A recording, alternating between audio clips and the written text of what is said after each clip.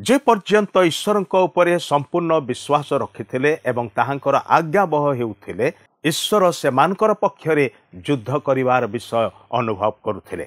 ए समस्त देश अधिकार करिवा निमंते से माने केवल ईश्वर उपरे ही निर्भर करिवार आवश्यकता थिला।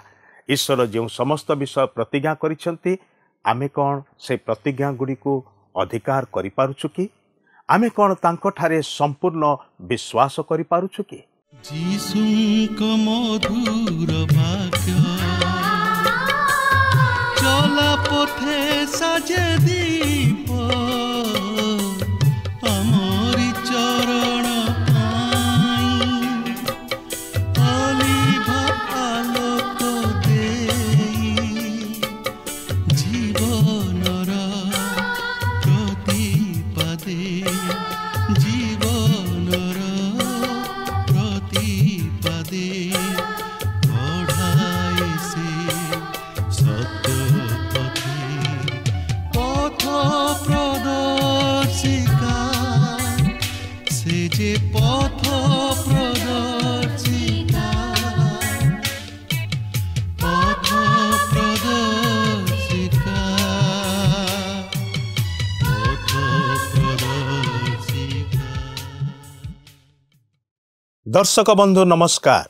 प्रभु जीशु ख्रीष्टंकर पवित्र नाम रे आपण को पथ प्रदर्शिका कार्यक्रम को स्वागत करुछि। आपण आज केमिति अछंती, आपणकर परिवार केमिति अछि? मोर विश्वास सदा प्रभुंकर बहुविध दया हेतु आपण एवं आपणकर परिवार निश्चय भलरे थिबे। आपण नियमित आममानकर विशेष कार्यक्रम देखुछंती, एथिरु शिक्षा लाभ करुछंती एवं आपणकर आत्मिक जीवन रे वृद्धि लाभ करुछंती। सेथिपाई आमने प्रभु को धन्यवाद देउ। आपणकर सुचिंतित मतामत आममान को साहाय्य करिथाए ए सेवा कार्य रे। सेथिपाई स्क्रीन रे जो नंबर टी देखुछंती सही नंबर रे आज ही आपणकर मतामत आममान को जणैवा पाई भूलंतु नाही। आपणकर फोन कॉल रो अपेक्षा रे आममाने अछु। प्रिय बंधु, आमे गत अध्ययन रे लक्ष्य कलु जे परमेश्वर जिहोशियाकर सपक्ष थिले। जिहोशिया ईश्वरक निकटरे जहा प्रार्थना करुथिले परमेश्वर से सब शुणुथिले एवं ताहांक प्रार्थनार उत्तर देउथिले। जिहोशिया प्रार्थना करी कहिले, सूर्य गिबियन उपरे स्तब्ध हुआ। आ जानते सूर्य सेठी अटकी रहिला, स्थिर होई रहिला। आश्चर्य कार्य करिबा परमेश्वर आममानकर परमेश्वर अटंती। जिहोशिया पुस्तक 11 अध्याय रे आममाने देखु जे 5 जन राजा इस्राएलियो लोकमान को विरुद्ध रे एक मेली ही आसिले युद्ध करिवार निमंते। सेमान को पाखरे अनेक अनेक अश्व रथ सैन्य सामंत थिले, किंतु परमेश्वर जिहोशिया को कहउछंती तुमर अश्वमानकर गोड़र सिरा काटी पकाओ, रथ सबको नियारे जाली दियो। बड़ अड़ुआ कथा नुहे कि? किंतु काहेकि परमेश्वर जिहोशिया को ए कथा कहिले? कारण ईश्वर निजे सेमानकर पक्षरे युद्ध करिवा को जाउ अछंती। विपक्ष सैन्य जानि पारिले जे एही युद्ध से माने मनुष्य विरुद्ध रे लढु नाहंती। एणु प्राण रक्षा करिवा पाई से माने निज निज बाटरे दौड़िबा को लागिले। किछि लोक खड्गघात रे मले, आउ किछि लोक आकाशरु वृष्टि हिथिबा से शिलावृष्टिर आघात रे मले। से माने ईश्वरंकर विचार एवं दंडाज्ञारू लुचिबा को चेष्टा कले, किंतु केही भी लुचि पारले नाही। ईश्वरंकर विचाररू ईश्वरंकर दंडाज्ञारू आमे कौनसी स्थान को पलाई लुचि पारिबा नाही। ए कथा जानि रखंतु। आमे जेतेबेले 12 अध्याय को आसुचु, गोटिए विभाग शेष होई आउ एक नूतन विभाग आरंभ होबार देखुछु। 6 पर्वरु 12 पर्व मध्यरे विभिन्न देश अधिकार करिबा विषय रे कहा जाइथिबा आम माने लक्ष्य करिछु। किंतु एही 12 अध्याय रे आउ युद्ध घटु नाही। समस्ते सुस्थिर एवं शांति रे अछंती। आमे परवर्ती अध्ययन रे ए संपर्क रे विस्तृत भाव रे आलोचना करिबा, किंतु आसंतु ता पूर्वरु गोटिए भक्तिमूलक गीत सुनिबा। जीवनर लक्ष्य आम पहुँचवा से सियन दुर्दिन परीक्षा रे हेबा में बलवान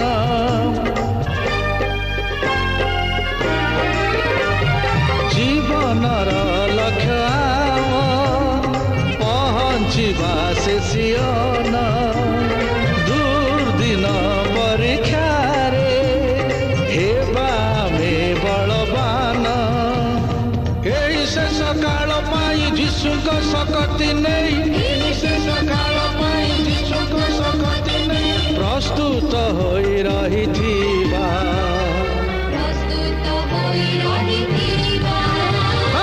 ଆମେ ଆପଣା ସମସ୍ତ ମନ ଦେଇ ପ୍ରଭୁଙ୍କ ସେବା କରିବା।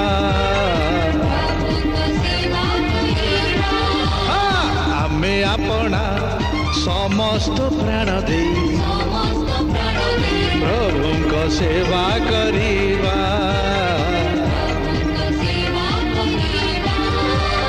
ସମସ୍ତ ହୃଦୟ ଶରୀରକୁ ଦେଇ, ସମସ୍ତ ହୃଦୟ ଶରୀରକୁ ଦେଇ ପ୍ରଭୁଙ୍କ ସେବା କରିବା। ଆମେ ଆପଣା। ଆସନ୍ତୁ ବର୍ତ୍ତମାନ ଆମେ ଈଶ୍ୱରଙ୍କର ବାକ୍ୟ ମଧ୍ୟକୁ ଯିବା। ଆଜି ଆମେ ଜିହୋଶିଆ ପୁସ୍ତକର 11 ପର୍ବର ପ୍ରଥମ ପଦରୁ ଆରମ୍ଭ କରି 13 ପର୍ବର 33 ପଦ ପର୍ଯ୍ୟନ୍ତ ଅଧ୍ୟୟନ କରିବା ନିମନ୍ତେ ଯିବା। ତେବେ ଏହି ପର୍ବରେ ଆମେ ଜିହୋଶିଆଙ୍କର କିଣାନ୍ ଦେଶର ଉତ୍ତରାଞ୍ଚଳକୁ ଅଧିକାର କରିବା ବିଷୟ ନେଇ ଅଧ୍ୟୟନ କରିବାକୁ ଯିବା। ଏଥିପୂର୍ବରୁ ଆମେ ଦେଖିସାରିଛୁ ଯେ ଜିହୋଶିଆ ଦକ୍ଷିଣାଞ୍ଚଳକୁ ଅଧିକାର କରିଥିଲେ, ମାତ୍ର ଏହାପରେ ସେ ଉତ୍ତରାଞ୍ଚଳକୁ ଅଧିକାର କରିବା ପାଇଁ ଯାଉଅଛନ୍ତି ଓ ଏହାପରେ ଦେଶ ଯୁଦ୍ଧରୁ ବିଶ୍ରାମ ପାଉଛି। ଦେଖନ୍ତୁ 11 ପର୍ବର ପ୍ରଥମ ପଦରୁ 6 ପଦ ମଧ୍ୟରେ ଏହିପରି ଲେଖା ଅଛି। ଅନନ୍ତର ହାତ୍ସୋରର ରାଜା ଜାବିନ୍ ସେହି ବିଷୟ ଶୁଣନ୍ତେ ସେ ମାଦୋନ୍ର ରାଜା ଜୋବବ୍ ଓ ସିମ୍ରୋନର ରାଜା ଓ ଅକ୍ସଫର ରାଜା ନିକଟକୁ, ପୁଣି ଉତ୍ତର ଦେଶୀୟ ପର୍ବତରେ ଓ କିନ୍ନେରତର ଦକ୍ଷିଣସ୍ଥ ପଦାଭୂମିରେ ଓ ତଳଭୂମିରେ ଓ ପଶ୍ଚିମସ୍ଥ ଦୋର ନାମକ ଉପପର୍ବତରେ ଥିବା ରାଜଗଣ ନିକଟକୁ, ଅର୍ଥାତ୍ ପୂର୍ବ ଓ ପଶ୍ଚିମ ଦେଶୀୟ କିଣାନୀୟମାନଙ୍କ ଓ ଇମୋରୀୟମାନଙ୍କ ଓ ହିତୀୟମାନଙ୍କ ଓ ପିରିସୀୟମାନଙ୍କ ଓ ପର୍ବତସ୍ଥ ଜିବୁସୀୟମାନଙ୍କ ଓ ହର୍ମୋଣର ଅଧସ୍ଥିତ ମିସ୍ପି ଦେଶୀୟ ହିଦୀୟମାନଙ୍କ ନିକଟକୁ ଲୋକ ପଠାଇଲେ। ତେଣୁ ସେମାନେ ଆପଣା ଆପଣା ସୈନ୍ୟ ସହିତ ଅପାର ଲୋକ ସମୁଦ୍ର ତୀରସ୍ଥ ବାଲୁକାତୁଲ୍ୟ ଲୋକାରଣ୍ୟ ହୋଇ ଅନେକ ଅନେକ ଅଶ୍ୱ ଓ ରଥ ସଙ୍ଗେ ନେଇ ବାହାର ହେଲେ। ପୁଣି ଏ ସମସ୍ତ ରାଜା ଏକତ୍ର ମିଳିଲେ ଓ ଇସ୍ରାଏଲ ସହିତ ଯୁଦ୍ଧ କରିବା ପାଇଁ ଆସି ମେରୋମ୍ ନାମକ ଜଳାଶୟ ନିକଟରେ ଛାଉଣି ସ୍ଥାପନ କଲେ। ତ ସଦାପ୍ରଭୁ ଜିହୋଶିଆଙ୍କୁ କହିଲେ, ସେମାନଙ୍କ ସମ୍ମୁଖରେ ଭୀତ ନ ହୁଅ, କାରଣ କାଲି ଏହି ସମୟରେ ଆମେ ସେ ସମସ୍ତଙ୍କୁ ଇସ୍ରାଏଲ ସମ୍ମୁଖରେ ହତ କରି ସମର୍ପଣ କରିବା। ତୁମେ ସେମାନଙ୍କ ଅଶ୍ୱଗଣର ପାଦଶିରା କାଟିବ ଓ ସେମାନଙ୍କ ରଥ ସବୁ ଅଗ୍ନିରେ ଦଗ୍ଧ କରିବ। ପ୍ରକୃତରେ ଈଶ୍ୱର ଯାହାର ସପକ୍ଷ, ମନୁଷ୍ୟ ତାର କ'ଣ କରିପାରିବ? ଦେଖନ୍ତୁ, ହାତ୍ସୋରର ରାଜା ଜାବିନ୍ ଅନେକ ରାଜାଙ୍କୁ ଏକତ୍ର କରି ଜିହୋଶିଆଙ୍କ ବିରୁଦ୍ଧରେ ଯୁଦ୍ଧ କରିବାକୁ ଉଠିଲେ, ମାତ୍ର ସେମାନେ ବିଫଳ ହେଲେ, କାରଣ ଈଶ୍ୱର ଜିହୋଶିଆ ଓ ଇସ୍ରାଏଲ ସନ୍ତାନଗଣର ସହିତରେ ଥିଲେ। ତାଛଡ଼ା ଈଶ୍ୱର ସେମାନଙ୍କୁ ସେହି ଦେଶ ସେମାନଙ୍କର ଅନନ୍ତକାଳୀନ ଅଧିକାର ରୂପେ ଦେଇଥିବାରୁ ସେ ତାହାଙ୍କର ପ୍ରତିଜ୍ଞା ରକ୍ଷା କରିବାକୁ ଯାଇ ଇସ୍ରାଏଲ ସନ୍ତାନଗଣକୁ ସେମାନଙ୍କର ଶତ୍ରୁମାନଙ୍କ ଉପରେ ଜୟ ପ୍ରଦାନ କରୁଅଛନ୍ତି। ଏଠାରେ ଏହି ଯେଉଁ ସମସ୍ତ ଅଞ୍ଚଳ ଉଲ୍ଲେଖ କରାଯାଏ, ଏହା ସବୁ କିଣାନ ଦେଶର ଉତ୍ତରାଞ୍ଚଳ ଥିଲା। ଏଠାରେ ଆପଣ ଦେଖିବେ ଈଶ୍ୱର ଜିହୋଶିଆଙ୍କ ସପକ୍ଷରେ ରହି ଯୁଦ୍ଧ କରୁଅଛନ୍ତି। 6 ପଦରେ ସେ ଜିହୋଶିଆଙ୍କୁ ଉତ୍ସାହ ପ୍ରଦାନ କରି କହନ୍ତି, ଜିହୋଶିଆ, ତୁମେ ଭୟ କର ନାହିଁ, କାରଣ ଆମ୍ଭେ ସେମାନଙ୍କୁ ତୁମ୍ଭ ହସ୍ତରେ ସମର୍ପଣ କରିବା। ତୁମେ ସେମାନଙ୍କର ରଥ ଓ ଅଶ୍ୱକୁ ଦେଖି ଭୟ କର ନାହିଁ, କାରଣ ସେସବୁ ମଧ୍ୟ ତୁମ୍ଭ ହସ୍ତରେ ସମର୍ପିତ ହେବେ ଓ ତୁମେ ସେମାନଙ୍କର ଅଶ୍ୱଗଣର ପାଦଶିରା କାଟିବ ଓ ସେମାନଙ୍କର ରଥ ସବୁ ଅଗ୍ନିରେ ଦଗ୍ଧ କରିବ। କ'ଣ ଏହା ସାନ୍ତ୍ୱନାଜନକ ବାକ୍ୟ ନୁହେଁ କି? ଜିହୋଶିଆ ଏହା ଶୁଣିବା ପରେ ମନରେ ଟିକେ ବଳ ପାଇଯାଇଥିବେ, କାରଣ ଏତେଗୁଡ଼ିଏ ଶତ୍ରୁଙ୍କୁ ଦେଖି ଜିହୋଶିଆ ନିଶ୍ଚୟ ଭୟ କରିଯାଇଥିବେ। ମାତ୍ର ସଦାପ୍ରଭୁ କହନ୍ତି, ଜିହୋଶିଆ, ତୁମେ ଭୟ କର ନାହିଁ। ପ୍ରିୟ ବନ୍ଧୁ, ହୋଇପାରେ ଆପଣ ଏହି ଜଗତରେ ଜିହୋଶିଆଙ୍କ ପରି ଯୁଦ୍ଧର ସମ୍ମୁଖୀନ ହୋଇ ନ ପାରନ୍ତି ବା ହୋଇ ମଧ୍ୟ ପାରନ୍ତି, ମାତ୍ର ଆପଣ ଯଦି ଈଶ୍ୱରଙ୍କ ସହିତରେ ଥିବେ ଓ ତାହାଙ୍କ ଉପରେ ସମ୍ପୂର୍ଣ୍ଣ ନିର୍ଭର କରି ତାହାଙ୍କ ବାକ୍ୟ ଅନୁଯାୟୀ ଜୀବନଯାପନ କରୁଥିବେ, ତାହେଲେ ସେ ଆପଣଙ୍କ ସହିତରେ ରହି ପ୍ରତ୍ୟେକ କ୍ଷେତ୍ରରେ ଆପଣଙ୍କୁ ସାହାଯ୍ୟ କରିବେ ଓ ଏହି ସଂସାର ମଧ୍ୟରେ ଏକ ବିଜୟୀ ଜୀବନଯାପନ କରିବାକୁ ଆପଣଙ୍କୁ ଶକ୍ତି ଦେବେ। ଏହି ଜଗତରେ ଆପଣ ଜିହୋଶିଆଙ୍କ ପରି ଶାରୀରିକ ଯୁଦ୍ଧର ସମ୍ମୁଖୀନ ନ ହୋଇପାରନ୍ତି, ମାତ୍ର ଆତ୍ମିକ ଯୁଦ୍ଧର ନିଶ୍ଚୟ ସମ୍ମୁଖୀନ ହେଉଥିବେ, କାରଣ ପ୍ରତ୍ୟେକ ସମୟରେ ଆମ ମଧ୍ୟରେ ଆଲୋକର ଅନ୍ଧକାରର ଶକ୍ତି ମଧ୍ୟରେ ଯୁଦ୍ଧ ଚାଲିଥାଏ। ଏକ ପକ୍ଷରେ ଆମର ସୁମନ କହୁଥିବ, ଏଇ ମନ୍ଦ ବିଷୟ କରନା, କିନ୍ତୁ ଅପରପକ୍ଷରେ କୁମନ କହୁଥିବ, ଆରେ ଏଇଟା କିଛି ନୁହେଁ ମ, ସମସ୍ତେ ତ ଏପରି କରୁଅଛନ୍ତି, ଆଉ ତୁ ଟିକିଏ କରିଦେଲେ କ'ଣ ହେଇଗଲା? ଦେଖୁନୁ, ସେ ତ ଏତେ ଅନ୍ୟାୟ ଅଧର୍ମ କରୁଅଛି, ତା ପ୍ରତି କ'ଣ ଘଟୁଛି, ଆଉ ତୁ ସେପରି କଲେ ତୋର ବା କ'ଣ ହୋଇଯିବ? ପ୍ରିୟ ବନ୍ଧୁ, ଏହିପରି ଭାବରେ ଆମେ ପ୍ରତ୍ୟେକ ଆତ୍ମିକ ଯୁଦ୍ଧର ସମ୍ମୁଖୀନ ହେଉ। ଆପଣ ଦେଖନ୍ତୁ, ଏହି ଜଗତରେ ଏପରି କୌଣସି ବ୍ୟକ୍ତି ନାହିଁ ଯାହାର କି କୌଣସି ସମସ୍ୟା ନାହିଁ। ପ୍ରତ୍ୟେକଙ୍କର କିଛି ନା କିଛି ଆତ୍ମିକ ସମସ୍ୟା ରହିଅଛି। ମଣିଷ ନିଜକୁ ନିଜେ ତାହା ଜାଣିପାରେ। ସେ ସେହି ଅଭାବକୁ ବା ଦୁର୍ବଳତାକୁ ଅନୁଭବ କରେ। ପ୍ରିୟ ଭାଇ ଓ ଭଉଣୀ, ଆପଣ କେଉଁପରି ଅବସ୍ଥା ବା ସମସ୍ୟା ମଧ୍ୟ ଦେଇ ଗତି କରୁଅଛନ୍ତି ତାହା ମୁଁ ଜାଣେ ନାହିଁ, କିନ୍ତୁ ମୁଁ ଜାଣେ ଆପଣ ନିଶ୍ଚୟ ସେହି ଆତ୍ମିକ ଯୁଦ୍ଧର ସମ୍ମୁଖୀନ ହେଉଥିବେ। ଆପଣ ଅନେକ ଥର ଚେଷ୍ଟା କରୁଛନ୍ତି ସେହି ଯୁଦ୍ଧରେ ଜୟୀ ହେବା ପାଇଁ, ମାତ୍ର ପାରୁନାହାନ୍ତି। ଆପଣ ଅନେକ ଥର ଚେଷ୍ଟା କରୁଛନ୍ତି ସେହି ଭୁଲଟି ନ କରିବା ପାଇଁ, ମାତ୍ର କରିଦେଉଛନ୍ତି। ଆପଣ ଅନେକ ଥର ଚେଷ୍ଟା କରୁଛନ୍ତି ନିଜର ମନ୍ଦ ଅଭ୍ୟାସକୁ ଛାଡ଼ିବା ପାଇଁ, ମାତ୍ର ପାରୁନାହାନ୍ତି। ଆପଣ ଅନେକ ଥର ଚେଷ୍ଟା କରୁଅଛନ୍ତି ନିଜ ଶରୀରର କୁପ୍ରବୃତ୍ତି ଗୁଡ଼ାକ ଉପରେ ଜୟଲାଭ କରିବା ପାଇଁ, ମାତ୍ର ପାରୁନାହାନ୍ତି। ଆପଣ ଅନେକ ଥର ପାପ ନ କରିବା ପାଇଁ ଚାହୁଁଛନ୍ତି, ମାତ୍ର ପାରୁନାହାନ୍ତି। ବାସ୍ତବରେ ଆମେ ଆମ ନିଜ ଶକ୍ତିରେ ସେହି ଯୁଦ୍ଧରେ କେବେ ହେଲେ ଜୟୀ ହୋଇପାରିବା ନାହିଁ, କାରଣ ଏହି ଜଗତରେ ଆମମାନଙ୍କର ପ୍ରଧାନ ଆତ୍ମିକ ଶତ୍ରୁ ହେଉଛି ସେହି ଶୟତାନ। ସେ ବିଭିନ୍ନ ଉପାୟରେ ଆମକୁ ସେହି ଆତ୍ମିକ ଯୁଦ୍ଧରେ ପରାସ୍ତ କରି ତାହାର ଆୟତ୍ତାଧୀନରେ ଆମକୁ ରଖିବାକୁ ଚାହେଁ। ସେହି ଶୟତାନକୁ ଜୟ କରିବା ଏକ ସାଧାରଣ ବିଷୟ ନୁହେଁ। ଅନେକ ସମୟରେ ସେ ଆମକୁ ଭୟଭୀତ କରିବାକୁ ଚାହେଁ। ଏହି ଜଗତରେ ଆମେ ଅନେକ ବିଷୟକୁ ଦେଖି ଭୟ କରୁ, ଯେହେତୁ ଆମେ ଦୁର୍ବଳ ମନୁଷ୍ୟ। ମାତ୍ର ଆମେ ଜାଣି ରଖିବାକୁ ହେବ ଯେ ଏହି ଜଗତକୁ ଓ ଏହି ଜଗତର ଅଧିପତି ଶୟତାନକୁ ଯେ ଜୟ କରିଅଛନ୍ତି, ସେ ହେଲେ ପ୍ରଭୁ ଯୀଶୁଖ୍ରୀଷ୍ଟ। ସେ ହିଁ କେବଳ ଆମକୁ ଏହି ଯୁଦ୍ଧରେ ଜୟୀ ହେବା ନିମନ୍ତେ ଶକ୍ତି ଦେବେ। ବାସ୍ତବରେ ଯେଉଁମାନେ ଈଶ୍ୱରଙ୍କ ଉପରେ ନିର୍ଭର କରନ୍ତି ଓ ତାହାଙ୍କଠାରୁ ଶକ୍ତି ଭିକ୍ଷା କରନ୍ତି, ସେ ସେମାନଙ୍କୁ ପ୍ରଭୁ ଯୀଶୁଖ୍ରୀଷ୍ଟଙ୍କ ଦ୍ୱାରା ପବିତ୍ର ଆତ୍ମାଙ୍କ ସହାୟତାରେ ଶକ୍ତିଯୁକ୍ତ କରାନ୍ତି ଓ ଶୟତାନର ସମସ୍ତ ପରୀକ୍ଷା ଓ ପ୍ରଲୋଭନ ଉପରେ ଏକ ବିଜୟୀ ଜୀବନ ଯାପନ କରିବା ନିମନ୍ତେ ଶକ୍ତି ଦିଅନ୍ତି। କିନ୍ତୁ ଆଜି କ'ଣ ଆମର ସେହି ଅନୁଭୂତି ଅଛି କି? ଆମେ କ'ଣ ଈଶ୍ୱରଙ୍କ ଉପରେ ନିର୍ଭର କରୁ କି? ଆମେ କ'ଣ ଯୀଶୁଖ୍ରୀଷ୍ଟଙ୍କଠାରେ ବିଶ୍ୱାସ କରୁ କି? ଆମେ କ'ଣ ତାହାଙ୍କର ବାକ୍ୟକୁ ଗ୍ରହଣ କରିବାକୁ ପ୍ରସ୍ତୁତ ଅଛୁ କି? ପ୍ରିୟ ବନ୍ଧୁ, ଆଜି ଯଦି ଆପଣ ଜୀବନରେ ଆତ୍ମିକ ଯୁଦ୍ଧର ସମ୍ମୁଖୀନ ହେଉଛନ୍ତି ଓ ଶୟତାନର ଶକ୍ତିକୁ ଦେଖି ଭୟ କରିଯାଉଛନ୍ତି, ତାହେଲେ ସେହି ପ୍ରଭୁ ଯୀଶୁଙ୍କଠାରେ ବିଶ୍ୱାସ କରନ୍ତୁ ଓ ତାହାଙ୍କୁ ନିଜ ହୃଦୟରେ ଗ୍ରହଣ କରି ତାହାଙ୍କ ଶକ୍ତିରେ ଶକ୍ତିଯୁକ୍ତ ହେଉନ୍ତୁ ଓ ତାହାଙ୍କ ବାକ୍ୟ ଅନୁଯାୟୀ ଜୀବନଯାପନ କରନ୍ତୁ। ତାହେଲେ ଆପଣ ନିଶ୍ଚୟ ଶୟତାନ ବିରୁଦ୍ଧରେ ଛିଡ଼ା ହୋଇପାରିବେ ଓ ତାହାକୁ ଜୟ କରିପାରିବେ। ଯେଉଁ ଈଶ୍ୱର ସେଦିନ ଯୀହୋଶୁଆଙ୍କୁ କହିଲେ ଭୟ କର ନାହିଁ, ସେହି ଈଶ୍ୱର ଆଜି ମଧ୍ୟ ତାଙ୍କଠାରେ ବିଶ୍ୱାସ ତଥା ନିର୍ଭର କରୁଥିବା ବିଶ୍ୱାସୀମାନଙ୍କୁ କହନ୍ତି, ତୁମେମାନେ ଭୟ କର ନାହିଁ। ତେବେ ଦେଖନ୍ତୁ ଯୀହୋଶୁଆ କିପରି ଈଶ୍ୱରଙ୍କର ଆଦେଶ ଅନୁଯାୟୀ ଯୁଦ୍ଧ କରୁଅଛନ୍ତି। 7 ପଦରୁ 9 ପଦ ମଧ୍ୟରେ ଆମେ ଦେଖୁ ଯେ ଯୀହୋଶୁଆ ଈଶ୍ୱରଙ୍କର ଆଜ୍ଞା ଅନୁଯାୟୀ କାର୍ଯ୍ୟ କରୁଅଛନ୍ତି। ସେ ସେମାନଙ୍କୁ ସଂହାର କରୁଅଛନ୍ତି। ସେ ସେମାନଙ୍କର ଅଶ୍ୱଗଣର ପାଦଶିରା କାଟି ପକାଉଛନ୍ତି ଓ ସେମାନଙ୍କର ରଥ ସବୁ ଅଗ୍ନିରେ ଦଗ୍ଧ କରୁଅଛନ୍ତି। କିନ୍ତୁ ଆପଣ ପ୍ରଶ୍ନ କରିପାରନ୍ତି ଯେ ଈଶ୍ୱର ତ କ୍ଷମାଶୀଳ ଓ ପ୍ରେମମୟ, ତାହେଲେ ସେ ଏପରି ଯୁଦ୍ଧ ଓ ସଂହାର କରିବାକୁ କାହିଁକି ଆଦେଶ ଦେଲେ? ଏହାର କାରଣ ଅବଶ୍ୟ ମୁଁ ପୂର୍ବରୁ ଆପଣଙ୍କୁ କହିସାରିଛି ଯେ ସେହି କିଣାନୀୟମାନଙ୍କୁ ଅନେକ ବର୍ଷ ଧରି ସୁଯୋଗ ଦିଆଯାଇଥିଲା ଈଶ୍ୱରଙ୍କ ନିକଟକୁ ମନ ପରିବର୍ତ୍ତନ କରି ଫେରିଆସିବା ପାଇଁ। ମାତ୍ର ସେମାନେ ଈଶ୍ୱରଙ୍କର ସମସ୍ତ କାର୍ଯ୍ୟକୁ ଦେଖି ମଧ୍ୟ ଶୁଣି ମଧ୍ୟ ଆପଣା ହୃଦୟକୁ କଠିନ କଲେ, କିନ୍ତୁ ଈଶ୍ୱରଙ୍କର ନିକଟବର୍ତ୍ତୀ ହେଲେ ନାହିଁ, ମାତ୍ର ଆପଣା ପାପରେ ପତିତ ହେଲେ। ଓ ଏଠାରେ ମଧ୍ୟ ସେମାନେ ଈଶ୍ୱରଙ୍କ ମନୋନୀତ ଲୋକମାନଙ୍କ ବିରୁଦ୍ଧରେ ଉଠି ଯୁଦ୍ଧ କରିବାକୁ ଆସିଲେ। ତେଣୁକରି ଈଶ୍ୱର ସେମାନଙ୍କୁ ସଂହାର କରିବା ନିମନ୍ତେ ଆଦେଶ ଦେଲେ। ଆଉ ଠିକ୍ ସେହିପରି ସେ ମଧ୍ୟ ଚାହାନ୍ତି ଆମେ ଯେପରି ଶୟତାନର କାର୍ଯ୍ୟକୁ ସମୂଳେ ଆମ ଜୀବନରୁ ନିପାତ କରୁ। ସେ ଚାହାନ୍ତି ନାହିଁ ଆମେ ଯେପରି ଶୟତାନର ଶକ୍ତି ଉପରେ ନିର୍ଭର କରୁ ବା ତାହାର ଶକ୍ତିର ସହାୟତା ନେଇ କୌଣସି କାର୍ଯ୍ୟ କରୁ। ସେ ଚାହାନ୍ତି ନାହିଁ ଆମେ ଯେପରି ଜଗତର କୌଣସି ଶକ୍ତି ଉପରେ ନିର୍ଭର କରୁ, ମାତ୍ର ସମ୍ପୂର୍ଣ୍ଣ ଈଶ୍ୱରଙ୍କ ଉପରେ ନିର୍ଭର କରୁ ଓ ତାହାଙ୍କର ଆଦେଶ ଅନୁଯାୟୀ କାର୍ଯ୍ୟ କରୁ। କ'ଣ ଯୀହୋଶୁଆ ଚାହିଁଥିଲେ ସେମାନଙ୍କର ସେହି ଅଶ୍ୱମାନଙ୍କୁ ବା ରଥମାନଙ୍କୁ ରଖି ଯୁଦ୍ଧରେ ବ୍ୟବହାର କରିପାରିନଥାନ୍ତେ? କିନ୍ତୁ ସେ ତାହା କଲେ ନାହିଁ, କାରଣ ଈଶ୍ୱରଙ୍କର ଆଦେଶ ଥିଲା ସେସବୁକୁ ସମୂଳେ ନିପାତ କରିବା ପାଇଁ। ଆଉ ଯୀହୋଶୁଆ ମଧ୍ୟ ଠିକ୍ ସେହିପରି ଈଶ୍ୱରଙ୍କ ଆଦେଶ ଅନୁଯାୟୀ କାର୍ଯ୍ୟ କଲେ, କାରଣ ତାହାଙ୍କର ନିର୍ଭରତା ଥିଲା ଈଶ୍ୱରଙ୍କ ଉପରେ, କିନ୍ତୁ ଜଗତର ଶକ୍ତି ଉପରେ ନୁହେଁ। ପ୍ରିୟ ବନ୍ଧୁ, ଆଜି ଆମମାନଙ୍କର ନିର୍ଭରତା କାହା ଉପରେ ଅଛି? କ'ଣ ଜଗତର ଧନ ସମ୍ପତ୍ତି, ନା ନିଜର ବଳ ବା ଶକ୍ତି ବା ଜ୍ଞାନ ଉପରେ?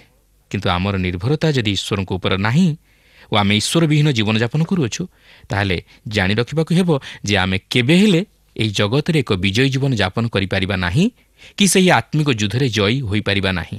ଏଠାରେ ମଧ୍ୟ ଆମକୁ ଆଉ ଏକ ଶିକ୍ଷା ମିଳେ ଯେ ଆମେ ଈଶ୍ୱରଙ୍କର ପ୍ରେରିତ ଲୋକମାନଙ୍କୁ ବା ତାହାଙ୍କର ଭକ୍ତ ଦାସମାନଙ୍କୁ ବା ତାହାଙ୍କର ସେବକ ତଥା ସେବିକାମାନଙ୍କୁ ସାଦରେ ଗ୍ରହଣ କରିବା ଉଚିତ। ସେମାନଙ୍କ ପ୍ରତି ଆତିଥ୍ୟ ସତ୍କାର ପ୍ରଦର୍ଶନ କରିବା ଉଚିତ।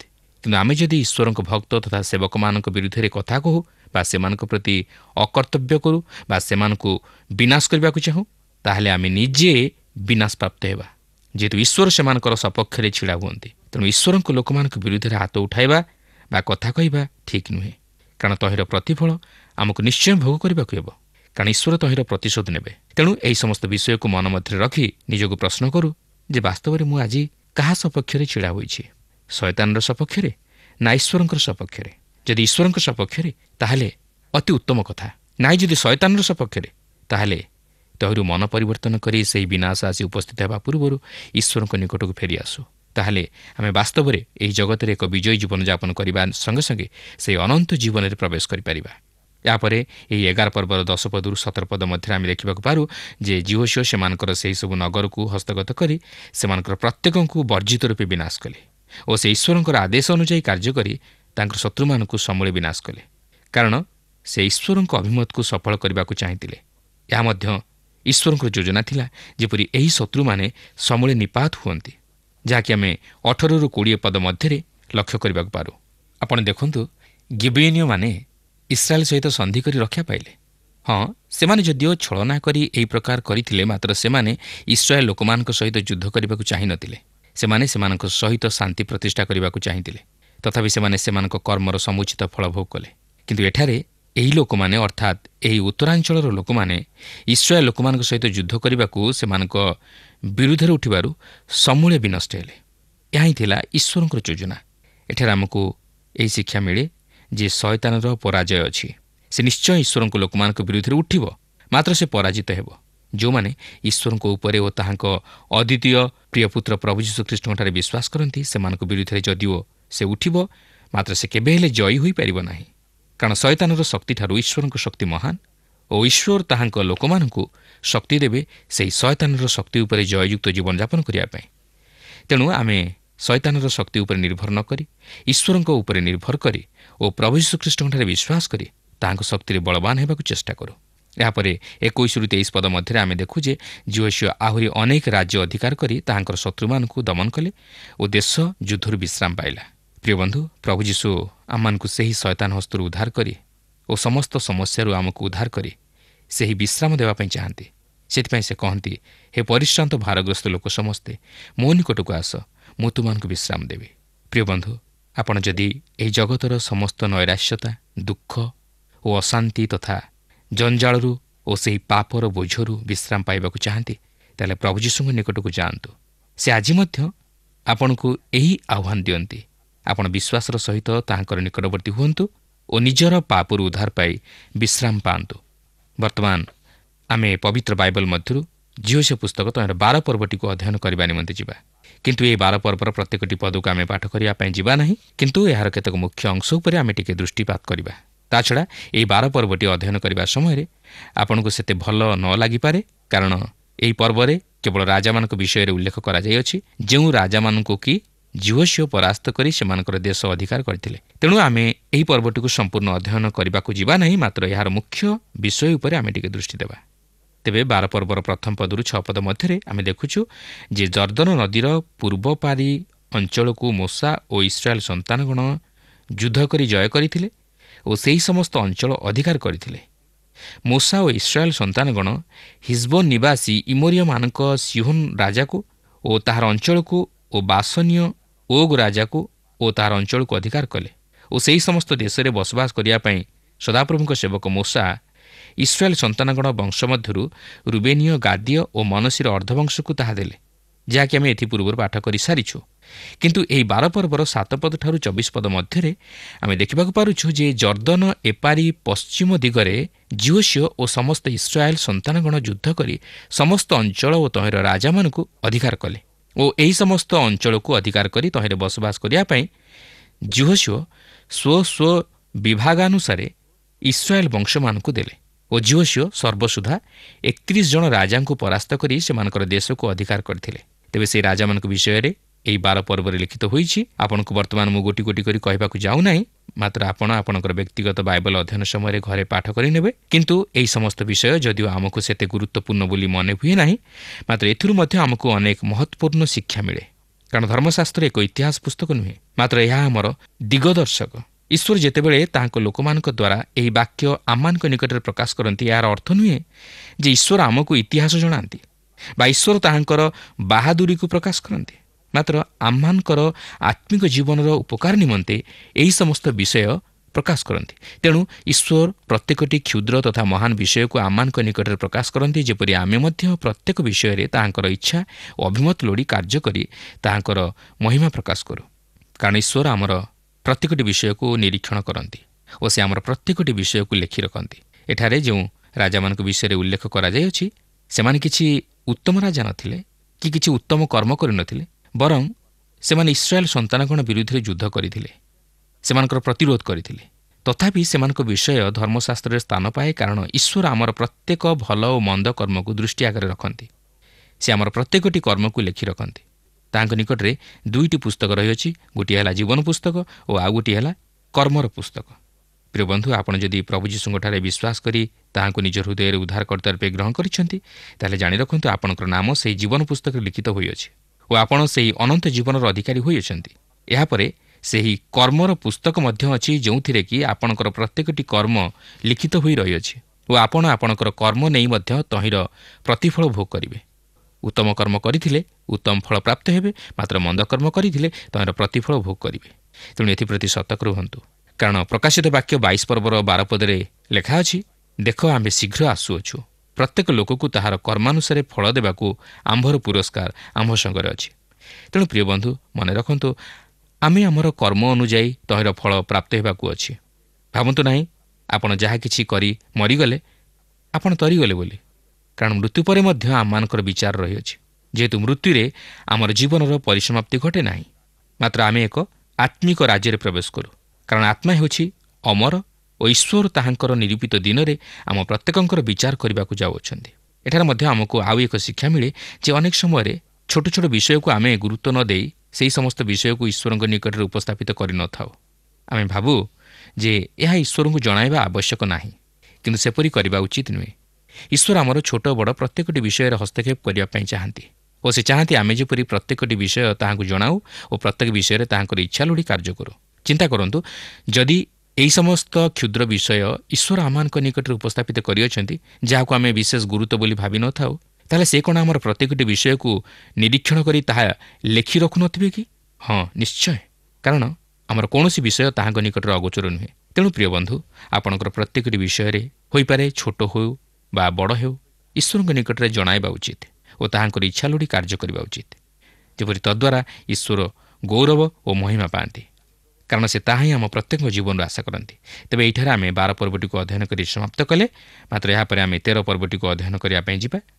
ଏହି 13 ପର୍ବରେ ଆମେ ଦେଖିବାକୁ ଯିବା ଯେ ଜିହୋଶିଆ ତାହାଙ୍କର ମୃତ୍ୟୁ ପୂର୍ବରୁ ସେହି ଜର୍ଦ୍ଦନର ପୂର୍ବାଞ୍ଚଳ ରୁବେନ, ଗାଦ ଓ ମନଶୀର ଅର୍ଦ୍ଧବଂଶକୁ ଅଧିକାର ସ୍ୱରୂପେ ସ୍ଥାୟୀକରଣ କରନ୍ତି ଓ ଅନ୍ୟ ବଂଶଗୁଡ଼ିକୁ ଜର୍ଦ୍ଦନର ପରପାରିରେ ଅର୍ଥାତ୍ ପଶ୍ଚିମାଞ୍ଚଳରେ ସେମାନଙ୍କର ଅଧିକାର ସ୍ୱରୂପେ ସେହି ସମସ୍ତ ଦେଶଗୁଡ଼ିକର ସ୍ଥାୟୀକରଣ କରନ୍ତି। ଆସନ୍ତୁ ଦେଖିବା ଜିହୋଶିଆ କିପରି ଇସ୍ରାଏଲର 12 ଗୋଷ୍ଠୀଙ୍କୁ ସେହି ସମସ୍ତ ଦେଶ ସେମାନଙ୍କର ଅଧିକାର ସ୍ୱରୂପେ ବାଣ୍ଟି ଦେଉଛନ୍ତି। 13 ପର୍ବର ପ୍ରଥମ ପଦରେ ଲେଖା ଅଛି, ଏହି ସମୟରେ ଜିହୋଶିଆ ବୃଦ୍ଧ ଓ ଗତବୟସ୍କ ହୋଇଥିଲେ। ପୁଣି ସଦାପ୍ରଭୁ ତାହାଙ୍କୁ କହିଲେ, ତୁମେ ବୃଦ୍ଧ ଓ ଗତବୟସ୍କ ହେଲ, ମାତ୍ର ଏବେ ହିଁ ବହୁତ ଦେଶ ଅଧିକାର କରିବାକୁ ଅବଶିଷ୍ଟ ଅଛି। ଆପଣ ଲକ୍ଷ୍ୟ କରନ୍ତୁ, ଆମେ ଏହି ପୁସ୍ତକର ପ୍ରାୟ ଅଧାଅଧି ଅଂଶକୁ ଚାଲି ଆସିଛୁ। ଏଠାରେ ଜିହୋଶିଆ ବୃଦ୍ଧ ଓ ଗତବୟସ୍କ ହୋଇଯାଇଛନ୍ତି।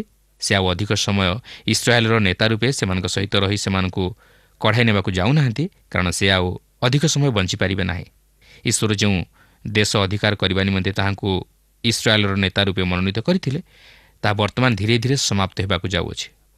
ସେହି ଯୁଦ୍ଧର ପରିସମାପ୍ତି ଘଟିଅଛି, ତଥାପି ଆହୁରି ଅନେକ ଦେଶ ଅଧିକାର କରିବା ନିମନ୍ତେ ବାକି ଅଛି। କିନ୍ତୁ ଜିହୋଶିଆଙ୍କର କାର୍ଯ୍ୟକାଳ ସରିବାକୁ ବସିଲାଣି ଓ ସେ ତାଙ୍କର କାର୍ଯ୍ୟରୁ ଅବସର ଗ୍ରହଣ କରିବେ। କିନ୍ତୁ ଏଠାରେ ଲକ୍ଷ୍ୟ କରିବାର ବିଷୟ ହେଉଛି ଯେ ଜିହୋଶିଆ ବର୍ତ୍ତମାନ ଗତବୟସ୍କ ହୋଇଯାଇଛନ୍ତି ଓ ସେ ସେହି ଦେଶକୁ ସେମାନଙ୍କ ମଧ୍ୟରେ ବାଣ୍ଟି ଦେଉଛନ୍ତି ଓ ବିଶେଷ କରି ମୋଶା ସେହି ଗାଦୀୟ, ରୁବେନୀୟ ଓ ମନଶୀର ଅର୍ଦ୍ଧବଂଶକୁ ଜର୍ଦ୍ଦନର ପୂର୍ବ ପାରିର ଯେଉଁ ଅଞ୍ଚଳ ଦେବାକୁ ସେମାନଙ୍କର ଅଧିକାର ସ୍ୱରୂପେ ଦେବା ପାଇଁ ପ୍ରତିଜ୍ଞା କରିଥିଲେ, ତାହା ଏଠାରେ ଜିହୋଶିଆ ତହିଁର ସ୍ଥାୟୀକରଣ କରନ୍ତି। ଏହାପରେ 15 ପଦରୁ 31 ପଦ ମଧ୍ୟରେ ଆପଣ ଦେଖିବାକୁ ପାରିବେ ଯେ ଜିହୋଶିଆ ପ୍ରଥମେ ରୁବେନୀୟ, ଗାଦୀୟ ଓ ମନଶୀର ଅର୍ଦ୍ଧବଂଶକୁ ଜର୍ଦ୍ଦନର ପୂର୍ବ ପାରିର ଅଞ୍ଚଳକୁ ସେମାନଙ୍କର ଅଧିକାର ସ୍ୱରୂପେ ସେମାନଙ୍କ ମଧ୍ୟରେ ବାଣ୍ଟି ଦିଅନ୍ତି। ତେବେ ସେହି ପଦଗୁଡ଼ିକ ବର୍ତ୍ତମାନ ଆମେ ଆଉ ପାଠ କରିବା ପାଇଁ ଯିବା ନାହିଁ, କାରଣ ସମୟର ଅଭାବ। କିନ୍ତୁ ଏଠାରେ ଆପଣ ଗୋଟିଏ ବିଷୟ ମନେ ରଖିବେ ଯେ ସେହି ଇସ୍ରାଏଲର 12 ବଂଶ ମଧ୍ୟରୁ ଲେବୀୟ ବଂଶ ସେମାନଙ୍କର ଭାଇମାନଙ୍କ ସହିତ ଅଧିକାର ପାଇନଥିଲେ, କାରଣ ସେମାନେ ଈଶ୍ୱରଙ୍କ ସେବା ନିମନ୍ତେ ସମ୍ପୂର୍ଣ୍ଣ ପୃଥକୀକୃତ ହୋଇଥିଲେ ଓ ଈଶ୍ୱର ସେମାନଙ୍କର ଅଧିକାର ଓ ବାଣ୍ଟ ସ୍ୱରୂପ ଥିଲେ। ଅର୍ଥାତ୍ ଯାହା ଈଶ୍ୱରଙ୍କର ଅଧିକାର ଥିଲା, ତହିଁରୁ ଲେବୀୟ ବଂଶର ମଧ୍ୟ ଅଧିକାର ଥିଲା। ତେଣୁକରି 14 ପଦରେ ଲେଖା ଅଛି, କେବଳ ଲେବୀୟ ବଂଶକୁ ସେ କିଛି ଅଧିକାର ଦେଲେ ନାହିଁ, ତାହା ପ୍ରତି ସଦାପ୍ରଭୁଙ୍କ ବାକ୍ୟ ଅନୁସାରେ ସଦାପ୍ରଭୁ ଇସ୍ରାଏଲର ପରମେଶ୍ୱରଙ୍କ ଅଗ୍ନିକୃତ ଉପହାର ତାହାର ଅଧିକାର ହେଲା। ତେବେ ଆପଣ କ'ଣ ଭାବୁଛନ୍ତି? କ'ଣ ଲେବୀୟ ବଂଶ ନିକୃଷ୍ଟ ବିଷୟ ପାଇଲେ? କେବେ ନୁହେଁ, ସେମାନେ ସବୁଠାରୁ ଉତ୍କୃଷ୍ଟ ବିଷୟ ପାଇଲେ, କାରଣ ସେମାନେ ଈଶ୍ୱରଙ୍କର ସେବକ ଥିଲେ। ଚିନ୍ତା କରନ୍ତୁ, ଯଦି ଈଶ୍ୱରଙ୍କର ଅଧିକାର ସେମାନଙ୍କର ଅଧିକାର ମଧ୍ୟରେ ଗଣିତ ହେଲା, ତାହେଲେ ତାହାଠାରୁ ଭଳି ଅଧିକ ବିଷୟ ଆଉ କ'ଣ ଥାଇପାରେ? ଯେହେତୁ ଯେଉଁମାନେ ଈଶ୍ୱରଙ୍କ ସେବକ, ଈଶ୍ୱର ସେମାନଙ୍କୁ ଉତ୍କୃଷ୍ଟ ବିଷୟ ପ୍ରଦାନ କରନ୍ତି।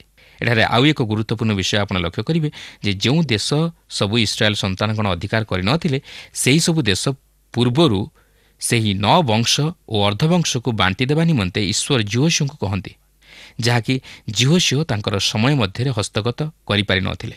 କେବଳ ସେତିକି ନୁହେଁ, ସେହି କିଣାନ୍ ଦେଶର ଅଧିକୃତ ଅଞ୍ଚଳ ମଧ୍ୟ ସେମାନଙ୍କ ମଧ୍ୟରେ ବାଣ୍ଟି ଦେଇଥିଲେ, ଯାହାକି ଆମେ ଏହି 13 ପର୍ବର 2 ପଦରୁ 7 ପଦ ମଧ୍ୟରେ ଦେଖିବାକୁ ପାରୁଛୁ। କିନ୍ତୁ ଏହି ପର୍ବରେ ବିଶେଷ କରି ରୁବେନୀୟ, ଗାଦୀ ଓ ମନସୀର ଅର୍ଦ୍ଧବଂଶକୁ ସେମାନଙ୍କର ବସବାସ ନିମନ୍ତେ ଅଧିକାର ସ୍ୱରୂପେ ସେମାନଙ୍କର ଦେଶ ବିଭାଗ କରି ବାଣ୍ଟି ଦିଆଯିବାର ଆମେ ଲକ୍ଷ୍ୟ କରୁଅଛୁ। ଓ ଏହି ସମସ୍ତ ଅଞ୍ଚଳ ସେହି ଜର୍ଦ୍ଦନର ପୂର୍ବ ପାରିର ଅଞ୍ଚଳ ଥିଲା ଓ ମୋଶାଙ୍କ କହିବା ଅନୁଯାୟୀ ଜିହୋଶୁଆ ସେମାନଙ୍କୁ ତାହା ଭାଗ କରିଦେଲେ।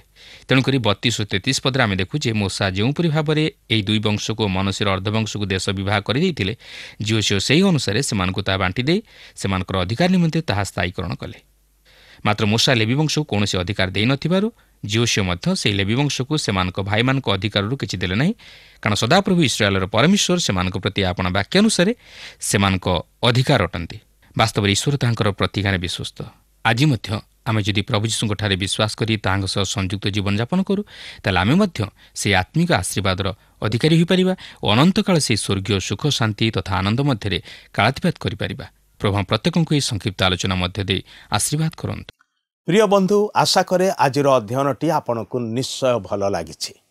ଆମେ ଏହି କଥା ଚିନ୍ତା କଲୁ ଯେ ସଦାପ୍ରଭୁ ପରମେଶ୍ୱର ଜିହୋଶୁଆକୁ କହୁଛନ୍ତି, ତୁମେ ଗତ ବୟସ୍କ ହେଲଣି, ଏବେ ଯେଉଁ ଦେଶ ଅଧିକାର କରିବାର ଅଛି ତାହା ଅଧିକାର କର, କାରଣ ସେ ପର୍ଯ୍ୟନ୍ତ କିଣାନୀୟ ଓ ପଲେଷ୍ଟିୟ ଦେଶ ସବୁ ଅଧିକାର କରାଯାଇନଥିଲା।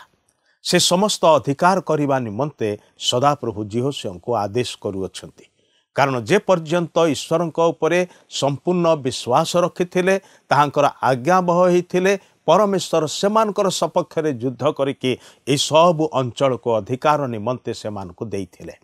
ଏହି ସମସ୍ତ ଦେଶ ଅଧିକାର କରିବା ନିମନ୍ତେ ସେମାନେ କେବଳ ଈଶ୍ୱରଙ୍କ ଉପରେ ନିର୍ଭର କରିବାର ଆବଶ୍ୟକତା ଥିଲା। ପରମେଶ୍ୱର ଯେଉଁ ସମସ୍ତ ବିଷୟ ପ୍ରତିଜ୍ଞା କରିଅଛନ୍ତି, ଆମେ କ'ଣ ସେ ପ୍ରତିଜ୍ଞା ବିଷୟ ସବୁ ପ୍ରାପ୍ତ ହୋଇପାରୁଛୁ କି? ସେ କହନ୍ତି, ଯାଅ ଅଧିକାର କର। ଆଜି ତ ଆମମାନଙ୍କର ଆଲୋଚନାର ସମୟ ଏଠି ସରିଆସିଛି। ପରବର୍ତ୍ତୀ କାର୍ଯ୍ୟକ୍ରମରେ ପୁଣି ଥରେ ଆପଣଙ୍କ ସହିତ ସାକ୍ଷାତ ହେବ। ସେହି ପର୍ଯ୍ୟନ୍ତ ବିଦାୟ ଦିଅନ୍ତୁ, କିନ୍ତୁ ବିଦାୟ ନେବା ପୂର୍ବରୁ ପଦେ ପ୍ରାର୍ଥନା କରିବା। ଆସନ୍ତୁ ପ୍ରାର୍ଥନା କରିବା। ପ୍ରିୟ ପ୍ରଭୁ, ଧନ୍ୟବାଦ ଦେଉଛୁ ଯେ ତୁମେ ଆମମାନଙ୍କର ପ୍ରଭୁ ଅଟ। ତୁମେ ଆମମାନଙ୍କର ସପକ୍ଷରେ ଆମମାନଙ୍କର ସମ୍ପର୍କିତ ବିଷୟ ସବୁ ସାଧନକାରୀ ପରମେଶ୍ୱର ଅଟ। ଆମମାନଙ୍କର ସପକ୍ଷରେ ଆମମାନଙ୍କର ବିରୁଦ୍ଧାଚରଣ କରୁଥିବା ପରିସ୍ଥିତି ସବୁର ବିରୁଦ୍ଧରେ ତୁମେ ଯୁଦ୍ଧ କରିବା ପରମେଶ୍ୱର ଅଟ। ପାପ ମନ୍ଦଠାରୁ ଉଦ୍ଧାରକାରୀ ପରମେଶ୍ୱର ଅଟ। ଜୟ ଦେବା ପରମେଶ୍ୱର ଅଟ। ସେଥିପାଇଁ ଧନ୍ୟବାଦ କରୁଛୁ ପ୍ରଭୁ। ତୁମେ ଆମମାନଙ୍କର ସହାୟ ହୁଅ, ତୁମ ମାର୍ଗରେ କଢ଼େଇ ନିଅ।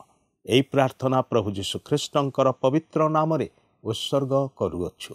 ଆମେନ୍। ବହୁତ ବହୁତ ଧନ୍ୟବାଦ। ପ୍ରଭୁ ଆପଣଙ୍କୁ ଆଶୀର୍ବାଦ କରନ୍ତୁ। ପ୍ରିୟ ଦର୍ଶକ ବନ୍ଧୁ, ବିଶ୍ୱାସ କରୁ ଆପଣଙ୍କୁ ଆମ ପଥ ପ୍ରଦର୍ଶିକା କାର୍ଯ୍ୟକ୍ରମ ନିଶ୍ଚୟ ଭଲ ଲାଗିଥିବ। ଅନୁରୋଧ କରେ ଆପଣ 044490812996 ନମ୍ବରରେ ନିଶ୍ଚୟ ଗୋଟିଏ ମିସ୍ଡ କଲ୍ ଦେବେ। ଆପଣଙ୍କ ମିସ୍ଡ କଲ୍ର ଅପେକ୍ଷାରେ ଅଛୁ। ମୁଁ ଆନନ୍ଦର ସହ ଜଣାଉଛି ଯେ ପ୍ରତ୍ୟେକ ମିସ୍ଡ କଲ୍ ଦାତାଙ୍କ ମଧ୍ୟରୁ ଯିଏ ଅଧିକ ମିସ୍ଡ କଲ୍ ଦେଇଥିବେ ତାଙ୍କୁ ପୁରସ୍କୃତ କରାଯିବ। ପୁଣି ସେହି ଦର୍ଶକ ବନ୍ଧୁଙ୍କ ନାମ ଓ ଫଟୋ ଆମ କାର୍ଯ୍ୟକ୍ରମ ଶେଷରେ ଦିଆଯିବ। ଗତ ସପ୍ତାହର ବିଜୟ ଦର୍ଶକ ବନ୍ଧୁ ହେଲେ ବଲାଙ୍ଗୀରରୁ ସଦାନନ୍ଦ ଜାଲ ଓ ପରିବାର। ପ୍ରାର୍ଥନା ଓ ଅଧିକ ଜାଣିବା ନିମନ୍ତେ ଆମକୁ 9777221415 ନମ୍ବରରେ ଫୋନ୍ କରିବାକୁ ଭୁଲିବେ ନାହିଁ। ଆମ ଠିକଣା ଟିଭି ସ୍କ୍ରିନରେ ଦିଆଯାଇଅଛି। ଧନ୍ୟବାଦ। ଭଲରେ ରୁହନ୍ତୁ, ସୁସ୍ଥ ରୁହନ୍ତୁ।